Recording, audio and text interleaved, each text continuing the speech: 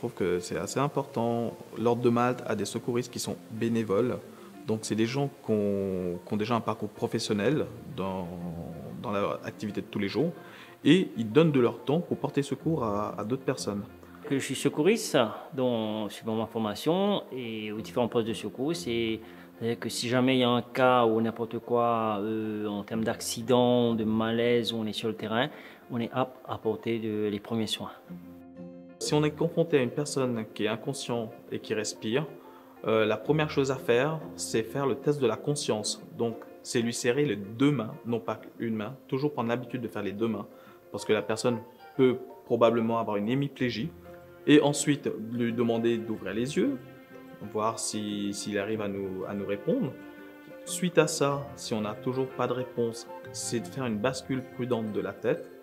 Regarder s'il n'y a pas un corps étranger dans la bouche qui obstrue les voies aériennes respiratoires supérieures.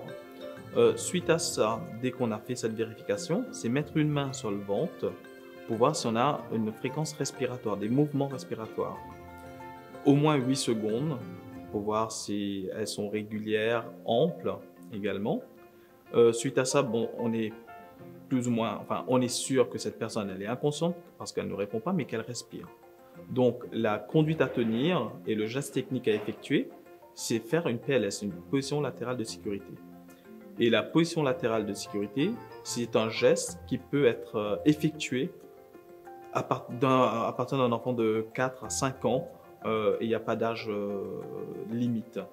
Donc, le but, c'est que la personne soit sur le côté parce qu'on aura un relâchement des muscles. C'est pour ça qu'on met cette personne sur le côté. Donc, la langue, elle risque de retomber parce qu'on a une perte que ce soit neurologique, donc ça peut être des pertes d'urine, des pertes d'excréments, la langue qui va retomber en arrière, les muscles qui sont complètement relâchés.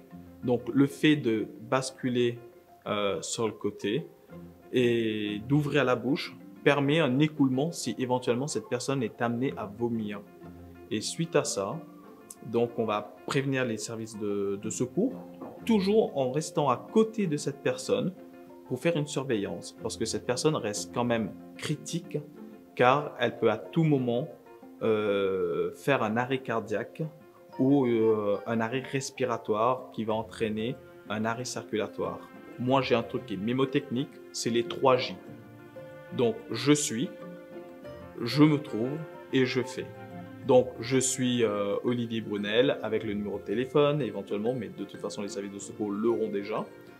Je me situe, l'adresse, elle est hyper importante, essayez d'être le plus précis possible pour l'adresse.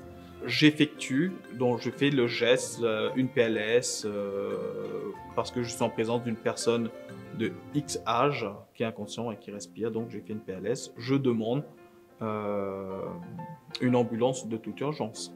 Donc le numéro des services d'urgence pour le côté sanitaire, c'est le 114 pour toute personne qui est blessée suite à un accident de la route ou qui est malade, que ce soit à domicile ou sur voie publique.